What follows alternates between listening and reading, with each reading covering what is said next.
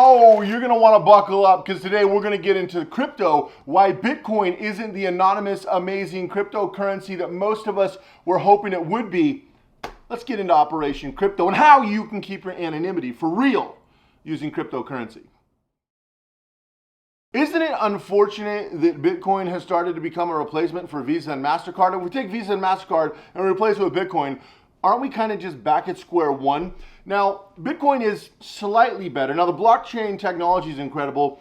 And with Bitcoin, you can have initial anonymity. And that's what a lot of people point to. The problem is with public transactions, even if you use coin shufflers, Tor, virtual machines, and you get anonymous Bitcoin, even if you get freshly mined Bitcoin, there are so many cryptocurrencies out there where if you get them freshly mined or you have an anonymous wallet, but the fact is, as soon as you use them, you give up that anonymity. As soon as you buy something online or you use a real address or you have something sent to you, your anonymity is completely gone. A lot of people forget that when it comes to privacy, one of the biggest weaknesses isn't possessing something that's anonymous, it's keeping it anonymous. And how can you do that? Now, the coin we want to talk about today is Monero. Monero is an incredible coin. Now, when you look at the blockchain, it is opaque. And what that means is they have an untraceable ledger. And you've got a situation where they opaque both sender and receiver, so they have their always on privacy. Now, this is really important because right out of the gate, I guess you could say, the privacy features are built in. You don't have to do a bunch of extra things. You don't have to do all the added stuff you have to try to do with Bitcoin. And then with Bitcoin, it still ultimately ends up being traceable. And we're going to talk about some very important differences between Monero and Bitcoin at the end of this. So you might be thinking so far, well, head to head, as long as you're private and secure and as long as you take a lot of extra measures, Bitcoin can be just as private. Well, it really can't. And there's one key factor. So let's go ahead and get into that. But frankly, before we do, when we talk about always on privacy, really they would have to attack the entire blockchain to get the information because they have stealth addresses and one-time addresses. So when you're using something like Monero, as opposed to all the other cryptos out there, and as we already established, there is pages and pages on sites like Coinbase and other sites that you can buy and invest in and try out and use. And we're kind of in the crypto boom. Now, eventually that boom is going to pop and it's going to have a few of the top ones, the cream rise to the top, things like Ethereum, obviously Bitcoin, and there's so many other coins out there that are doing really well. But as the government gets involved and as more people decide to use crypto, we don't want it to become like another banking institution. We don't want the traditional banking institutions to spend billions of dollars buying out and becoming these coins. Decentralized and anonymity is key. And as the government gets more involved and as these banking institutions get more involved, it becomes an issue. And the thing with Monero is they have a lot of privacy magic. And this is something you want to keep in mind. Now, you can use your private view key for taxes. So again, I'm never on this channel recommending evade taxes. Absolutely not. I'm a taxpayer and you should be too. But everybody who can buy your public information, which is pretty much data companies, data mining companies, obviously so many different government agencies, so many marketing teams, and then it becomes the exact same situation as we currently have, although in this instance, they're even able to skirt a lot of privacy and banking laws because crypto is still in the Wild West. And so we really need to be careful here when we break down these things and these different currencies. Now, Monero solves a lot of that because Monero is becoming digital cash. Now, I'm a big proponent of cash, living in Las Vegas, being a poker player, playing high stakes poker.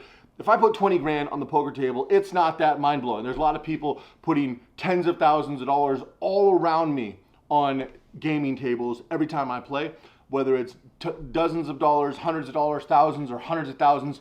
Vegas is a very cash heavy city, but Vegas is also a very highly monitored city. What I mean by that is facial recognition. And so cash is becoming more and more difficult to use.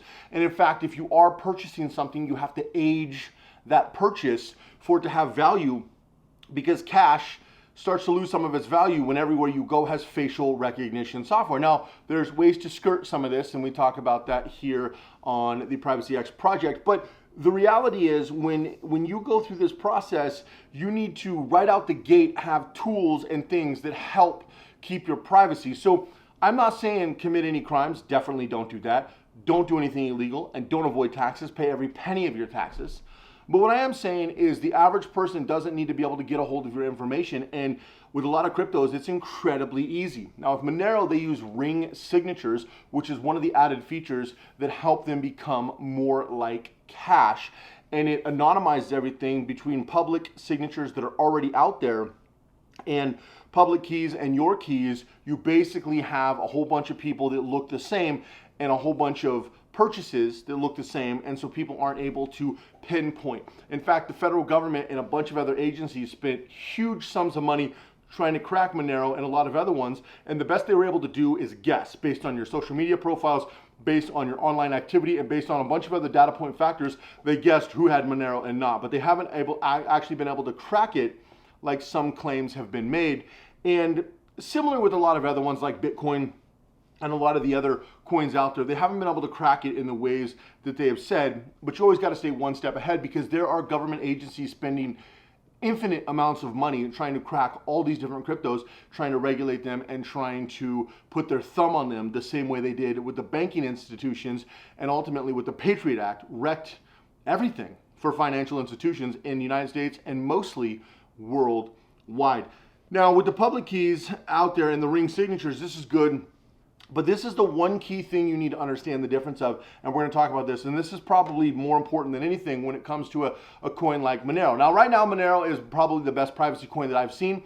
Hopefully, it continues to get better, and it doesn't have to be Monero. It could be any coin, but Monero is one that I've really been hot on recently because of the extra steps. Now, I don't diss Bitcoin for this, because keep in mind, Bitcoin has been around for, I mean, they're marching down the aisle of 15 years coming up, right? Bitcoin has been around for a while, and you know, Monero is definitely a much newer coin than that, and so they have higher technology and newer privacy features. But fungibility is increasingly important in things. So let me break this down for you. If we take an ounce of gold, which I think is one of the most valuable assets, or an ounce of silver, right, precious metals.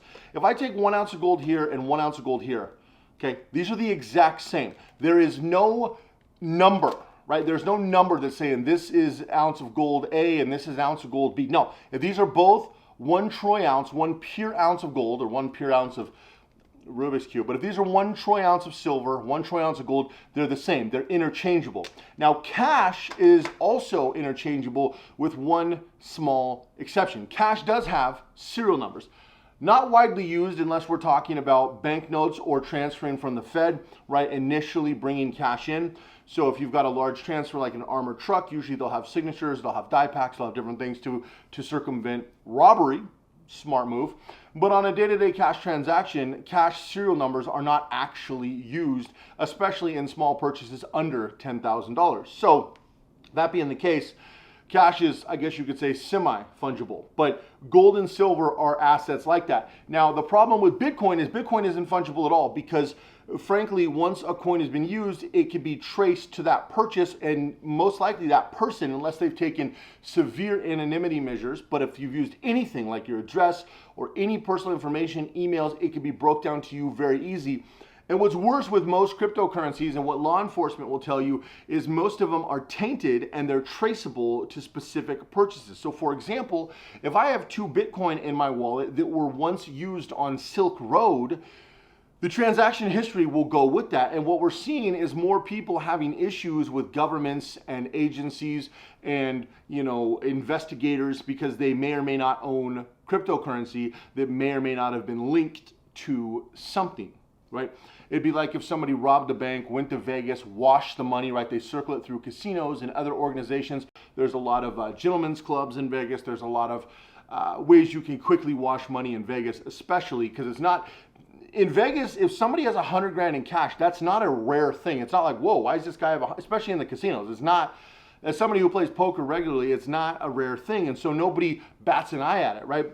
And so when the cash coming through, now if you're in rural St. Paul, Minnesota, maybe cash is a little, you know, unless it's like a couple $100, maybe cash is a little more rare. But depending upon where you are, certain places, there's also a handful of places in Florida where cash is not rare. LA, cash is not rare. So depending upon where you are, it might be normal, right? But with Monero, you can have that anonymity where you're not linked to these and you don't have tainted coins that are traced and tracked, and you could end up as part of an investigation. Now, most likely you'll be fine, but it does get a little bit frustrating when there's a whole paper trail to something that was originally supposed to be anonymous. And they've tried to crack Bitcoin Lightning and a lot of these other things. But again, we don't really fully have a full comprehension of what the NSA and the CIA and these other organizations, FBI, are doing. But that is becoming increasingly a problem, is you can get linked to things that you didn't do because you're the 14th person in a series, right? And as there's anonymity gaps, you have digital investigators using a lot of resources to try to fill those gaps.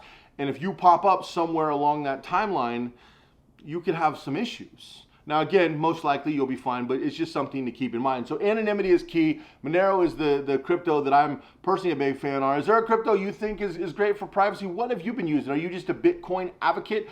I know the Bitcoin boom has been really interesting to a lot of people recently, for sure. And we've seen a lot of other coins have, booms and busts. They've, been going up and down in spectacular fashion since the original big boom in 2017.